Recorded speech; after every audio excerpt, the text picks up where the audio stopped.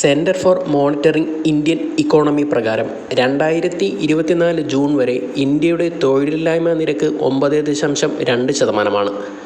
നിലവിലുള്ള സാമ്പത്തിക വെല്ലുവിളികളും തൊഴിൽ വിപണിയിലുള്ള മാറ്റവും കാണിക്കുന്നത് 2024 മെയ് മാസത്തിലെ 7% നിന്നും ഇത് ശ്രദ്ധേയമായ വർധനവ് രേഖപ്പെടുത്തുന്നു എന്നുള്ളതാണ്. 2022 ഏറ്റവും ഉയർന്ന സംസ്ഥാന തൊഴിലില്ലായ്മ നിരക്ക് ഹരിയാനയിൽ 37.4% രേഖപ്പെടുത്തിയിരുന്നു. ഇന്ത്യയിൽ തൊഴിലില്ലായ്മ പ്രശ്നം ഇപ്പോഴും ഒരു പ്രധാന വിഷയമാണ്. ഏറ്റവും പുതിയ ബ്ലൂംബെർഗ് പഠനം സെപ്റ്റംബറിൽ സെൻറ്റർ ഫോർ മോണിറ്ററിംഗ് ഇന്ത്യൻ ഇക്കോണമിയിൽ നിന്നുള്ള ഡാറ്റ അനുസരിച്ച് സെപ്റ്റംബർ 2023 വരെ രാജ്യത്തെ മൊത്തത്തിലുള്ള തൊഴിലില്ലായ്മ നിരക്ക് 7.95% എന്ന് പ്രസ്താവിച്ചിരുന്നു. ഗോവയിൽ ഏറ്റവും ഉയർന്ന തൊഴിലില്ലായ്മ നിരക്ക് ഏകദേശം 10%. ഇത് ദേശീയ ശരാശരിയായ 3.17%-ൻ്റെ 3 ഇരട്ടിയാണ്. ഏറ്റവും ഉയർന്ന തൊഴിലില്ലായ്മ നിരക്കുള്ള ആദ്യ 5 സംസ്ഥാനങ്ങളിൽ 4 അതായത് ഗോവ, കേരളം, ഹരിയാന, പഞ്ചാബ് എന്നീ സമ്പന്ന സംസ്ഥാനങ്ങളിൽ ഉൾപ്പെടുന്നു. അതേസമയം സമ്പന്ന സംസ്ഥാനങ്ങളായ മഹാരാഷ്ട്രയിലും ഗുജറാത്തിലും തൊഴിലില്ലായ്മ നിരക്ക് ദേശീയ ശരാശരിയേക്കാൾ കുറവാണ്.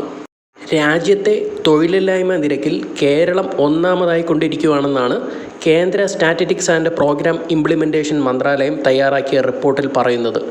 2024 ജനുവരി മാർച്ച് കാലയളവിൽ കേരളത്തിലെ തൊഴിലില്ലായ്മ നിരക്ക് 31.8% എന്നാണെന്ന് മന്ത്രാലയം പുറത്തുവിട്ട പീരിയോഡിക് ലേബർ ഫോഴ്സ് സർവേ റിപ്പോർട്ടിൽ വ്യക്തമാക്കിയിരിക്കുന്നത്. 15-നും 29-നും വയസ്സിനിടയിൽ പ്രായമുള്ളവർക്കിടയിലെ തൊഴിലില്ലായ്മയെ സംബന്ധിച്ച കണക്കാണ് കേന്ദ്രത്തിൻ്റെ റിപ്പോർട്ടിൽ ഉള്ളത്. കേരളത്തിനു പുറമെ ജമ്മു കാശ്മീർ, തെലങ്കാന, രാജസ്ഥാൻ, ഒഡീഷ സംസ്ഥാനങ്ങളിലും തൊഴിലില്ലായ്മ കൂടുതലായി കണ്ടുവരുന്നു.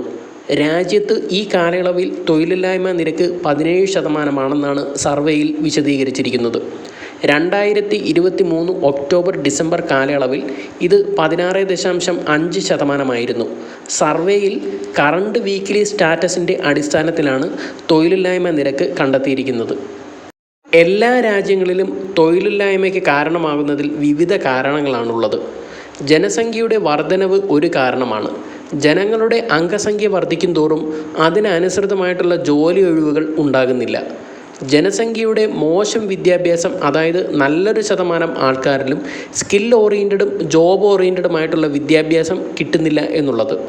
ലേബർ ഇൻറ്റൻസീവ് ഇൻഡസ്ട്രീസിൽ സ്വകാര്യ നിക്ഷേപത്തിൽ മാന്ദ്യം നേരിടുന്നത്, പ്രത്യേകിച്ച് നോട്ട് നിരോധനത്തിന് പുറമേ ഉണ്ടായ സാമ്പത്തിക മാന്ദ്യം. കാർഷിക മേഖലയിലുള്ള മോശം ഉൽപ്പാദനക്ഷമതയും ഒരു കാരണമാണ്.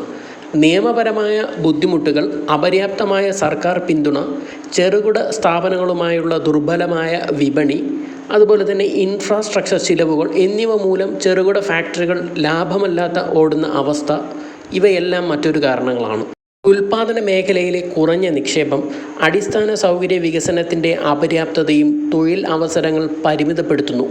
ജോലിക്ക് വേണ്ടിയുള്ള സ്ഥിരത സൃഷ്ടിക്കാൻ മിനിമം വേതന നിലവാരത്തിൽ മുഴുവൻ സമയ തൊഴിൽ സൃഷ്ടിക്കുന്ന ഒരു പൊതു തൊഴിൽ പദ്ധതി രൂപീകരിക്കാൻ സർക്കാർ മുൻകൈയെടുത്ത് മുൻപിലേക്ക് തന്നെ വരണം. രാജ്യത്തിലുടനീളം ശക്തമായ ഒരു സർവേ ഉണ്ടാകണം. എത്ര ജനങ്ങളാണ് ആക്റ്റീവായിട്ട് തൊഴിൽ അന്വേഷിക്കുന്നവർ, എത്ര ആൾക്കാർ തൊഴിൽ രഹിതരാണ്. ഇപ്രകാരം ഒരു സർവേയിൽ നിന്ന് മനസ്സിലാക്കുന്ന ഡാറ്റ വെച്ചിട്ട് ഒരു തരത്തിലുള്ള സ്വജനപക്ഷപാതവും ഇല്ലാതെ ജെൻഡർ ഇക്വാളിറ്റി പാരാമീറ്റർ മുൻപിൽ വച്ചുകൊണ്ട് തന്നെ അവരവരുടെ വിദ്യാഭ്യാസത്തിന് അനുസരിച്ചുള്ള തൊഴിൽ സൃഷ്ടിച്ച് തൊഴിൽ ഉറപ്പാക്കേണ്ട ചുമതല സർക്കാർ ഏറ്റെടുക്കണം. കോളേജുകളും മറ്റ് എഡ്യൂക്കേഷൻ സ്ഥാപനങ്ങളുമെല്ലാം രാജ്യത്തിലുള്ളതോ വിദേശത്തുള്ളതുമായിട്ടുള്ള ഓർഗനൈസേഷനുകളുമായിട്ട് നല്ല ബന്ധം സ്ഥാപിച്ച് അതാത് ഇൻസ്റ്റിറ്റ്യൂഷനുകളിൽ പഠിച്ചിറങ്ങുന്ന വിദ്യാർത്ഥികൾക്ക് സ്കിൽ ഓറിയൻറ്റഡ് കോഴ്സ് കൊടുത്ത് തൊഴിലിന് പ്രാപ്തരാക്കി പ്ലേസ്മെൻറ്റ് ഉറപ്പാക്കാൻ സർക്കാർ തലത്തിൽ നിന്നും സമ്മർദ്ദമുണ്ടാകണം കോളേജുകൾക്ക്. അതുപോലെ സ്വയം തൊഴിൽ ചെയ്യാൻ തയ്യാറാകുന്നവർക്ക് അർഹിക്കുന്ന സാമ്പത്തിക സുരക്ഷയും സഹായവും ഉറപ്പുവരുത്തണം. നോക്കൂ, എന്തുമാത്രം ഉന്നത വിദ്യാഭ്യാസം നേടിയ യുവാക്കൾ ശരിയായ അവസരങ്ങൾ കിട്ടാതെ അൺഎംപ്ലോയിഡായിട്ട് നിന്ന് ദാരിദ്ര്യത്തിൽ ചൂഷണത്തിന് വിധേയരാകുന്നു. ഇപ്പോഴും തുച്ഛമായ ശമ്പളത്തിൽ അവർ ജോലി ചെയ്യുന്നു.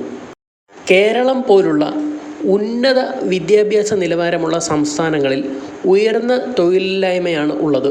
അതേസമയം ഗുജറാത്ത്, മഹാരാഷ്ട്ര തുടങ്ങിയ സംസ്ഥാനങ്ങളിലുള്ള ബിരുദധാരികൾ കുറവാണെങ്കിലും പക്ഷേ അവിടെ തൊഴിലില്ലായ്മ നിരക്ക് വളരെ കുറവാണ്. കാരണം കൂടുതൽ ഇൻഡസ്ട്രീസ് അവിടെ പ്രവർത്തിക്കുന്നു. കേരളം ഇപ്പോഴും കൺസ്യൂമർ സ്റ്റേറ്റായി തുടരുന്നു എന്നുള്ളതാണ് മറ്റൊരു കാരണം. കൂടുതൽ ഇൻഡസ്ട്രീസ് വന്നാൽ മാത്രമേ തൊഴിൽ വർദ്ധിക്കൂ. അതുപോലെ തന്നെയാണ് ഉന്നത വിദ്യാഭ്യാസം കഴിഞ്ഞവരും ഇനി വിദ്യാഭ്യാസം നേടിയില്ലെങ്കിൽ പോലും കൂടുതൽ ആൾക്കാർ മെച്ചപ്പെട്ട വരുമാനത്തിനും അതേപോലെ തന്നെ മെച്ചപ്പെട്ട ജീവിത ശൈലിക്കും വേണ്ടിയിട്ട് തൊഴിലിനും വേണ്ടി രാജ്യം വിട്ട് ഗൾഫ് രാജ്യങ്ങളിലും മറ്റ് വിദേശ രാജ്യങ്ങളിലുമെല്ലാം അഭയം തേടുന്നത്. തൊഴിലിടങ്ങളിലെ സ്വജനപക്ഷപാതം ഒഴിവാക്കേണ്ടതാണ് മറ്റൊരു കാര്യം. എത്രയോ തൊഴിലിടങ്ങളിൽ ബാക്ക്ഡോർ അപ്പോയിൻമെൻറ്റുകൾ, രാഷ്ട്രീയ പ്രേരണയോടുകൂടിയുള്ള appointment, reference, recommendation, relatives appointment ഇങ്ങനെയുള്ള കാര്യങ്ങളാൽ അർഹിക്കുന്നവർക്കുള്ള അവസരങ്ങൾ നഷ്ടമാകുന്നതും മറ്റൊരു കാര്യം തന്നെയാണ്. അതുപോലെ തന്നെ പണം കൊടുത്ത് മേടിക്കുന്ന തൊഴിലുകൾ. ഈ നെപ്പോട്ടിസം എന്ന് പറയുമ്പോൾ മെയിനായിട്ടും 2 തരത്തിലുള്ള നെപ്പോട്ടിസമാണുള്ളത്.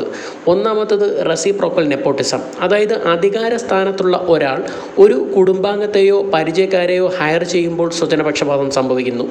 രണ്ടാമത്തെ നെപ്പോട്ടിസം എൻറ്റൈറ്റിൽമെൻറ്റ് നെപ്പോട്ടിസം.